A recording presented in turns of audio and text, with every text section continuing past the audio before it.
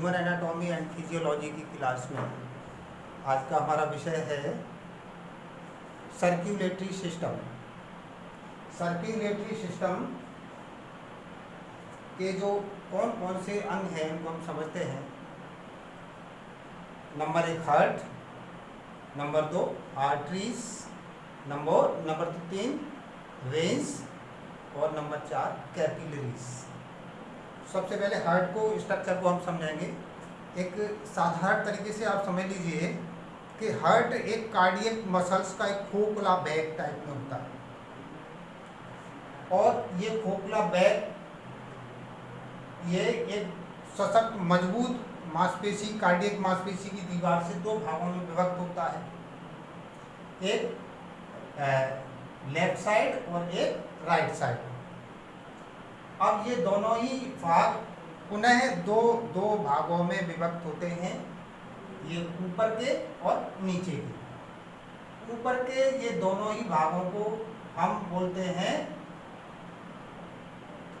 अलिंद, atria. तो ऊपर के ये दोनों भाग एट्रियम हैं और नीचे के दोनों भाग वेंट्रिकल्स हैं। एट्रियम में ब्लड आता है और वेंट्रिकल से रक्त बाहर निकलता है। अब आगे और स्ट्रक्चर यहाँ देख रहे हैं, इसके अंदर बाल्ब और होते हैं। इसमें 4 बाल्ब होते हैं। चारों बाल्ब की जो संरचना समझेंगे हम।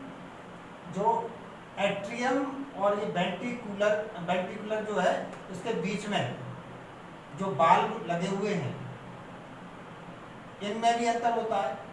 जो लेफ्ट साइड में जो बाल्ब होता है एट्रियम और वेंट्रिकल के बीच में उसे बोलते हैं हम बाइकस्पिड बाल्ब और इधर साइड में जो होता है उसे ट्राइकस्पिड बाल्ब बोलते हैं।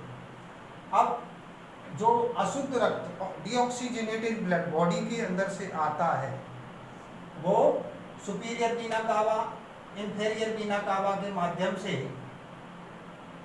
जो आपका राइट एट्रियम है उसके अंदर गिरता है, उसमें से फिर राइट वेंट्रिकल में आ जाता है और यहाँ से पल्मोनरी आर्टरी इसको लेकर के ऑक्सीजनेट करने के लिए लंग्स के अंदर ले जाती है और वहाँ से ऑक्सीजनेटेड ब्लड आपका लेफ्ट आर्टरियम में पल्मोनरी वेन के माध्यम से पहुंच जाता है। अब ये ऑक्सीजनेटेड ब्लड कहाँ पहुंचा आपका? लेफ्ट वेंट्रिकल, लेफ्ट आर्टरियम में। अब यहाँ से ये जो बाल्ब है, बाल्ब जब ये खुलता है तो उसके बाद पुनः आपका लेफ्ट वेंट्रिकल में आ जाता है और यहाँ से जो ऑर्टा है, आयोटा महाधमनी, इसको लेकर के निकलती है और ये 3 भागों में विभक्त हो जाती है।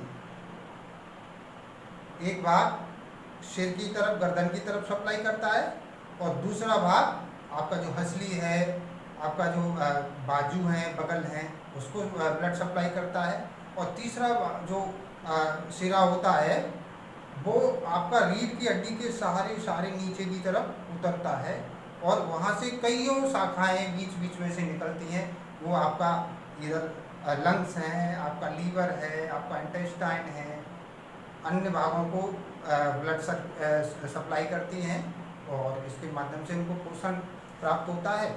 और बाकी जब नीचे जो आपका नीचे का कमर का हिस्सा है वहाँ पे आकर के ये पुनः 2 भागों में विभक्त हो जाती है और दोनों पैरों को ब्लड सप्लाई करती है।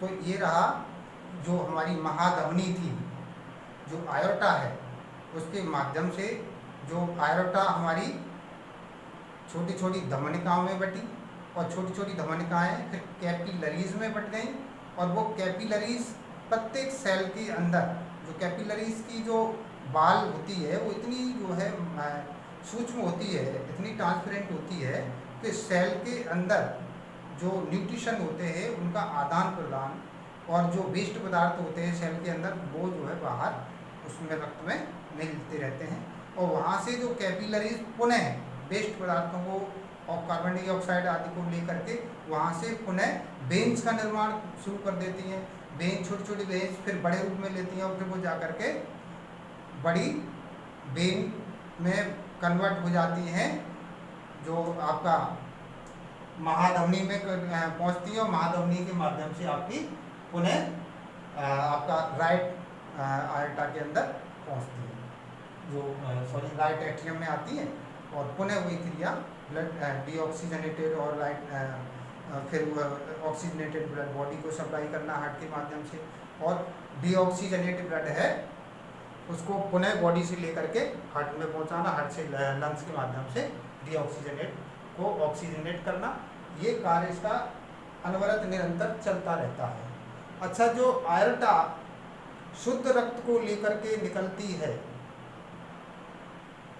तो उससे तुरंत निकलते ही दो छोटी छोटी सी आर्टरीज निकल करके एक लेफ्ट साइड को और एक राइट साइड को हार्ट को ही ब्लड सप्लाई करती है, हार्ट की मांसपेशियों को रक्त पोषण प्रदान करती है, क्योंकि रक्त जो हार्ट की जो मांसपेशियां हैं सबसे ज़्यादा बॉडी के अंदर कार्य करती हैं, सबसे ज़्यादा, और इसलिए इनको अधिक पोषण की आवश्यकता होती है।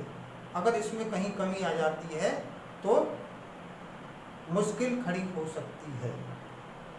जो हार्ट अटैक वगैरह जो होते हैं वो इन वेन्स के अंदर, जो छोटी छोटी वेन्स हैं जो हार्ट को पोषण प्रदान करती हैं, उनमें कहीं ना कहीं जो है रुकावट आने की वजह से हार्ट अटैक की बीमारी होती है। तो इसलिए निरंतर हार्ट की जो मांसपेशियों का पोषण बना रहे और जो ये हमारा सर्कुलेटरी सिस्टम ठीक से काम करता रहे, उसके लिए ये सारा सब और आगे हम जैसे समझेंगे।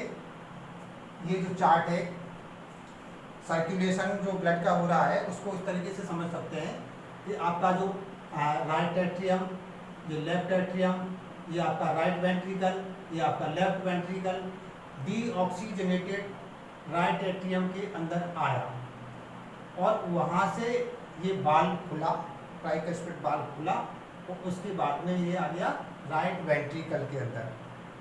अब यहाँ से आपकी पल्मोनरी आर्टरी निकलती है और पल्मोनरी आर्टरी के अंदर भी एक बाल्ब होता है, वो जब खुलता है तो वो ये पल्मोनरी आर्टरी ब्लड को, डीऑक्सीजनेटेड ब्लड को लेके जा रही है लंग्स में, यहाँ से निकली और ये लंग्स को आई।